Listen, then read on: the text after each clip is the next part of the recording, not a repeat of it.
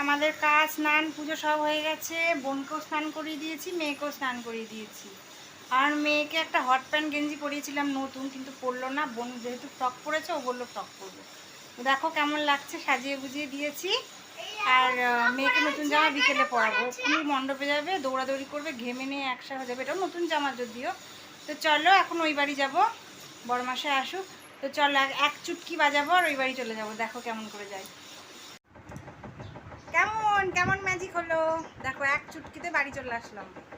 এই যে মা, এই যে বোন, এই যে আমার মেয়ে আর আমার বোন। এসো না, গ্লাসটা রেখে তো রান্নাঘরে।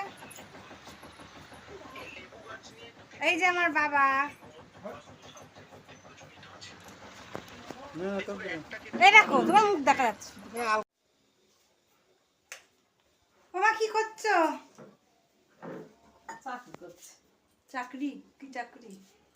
বাবা, আমরা আসার আগে সব রেডি। ডিম সিদ্ধ, লুচি, আর কি করেছো? তো তরকারি, আলুর তরকারি করতে বলেছিলাম। সব রেডি, এখন চা হচ্ছে।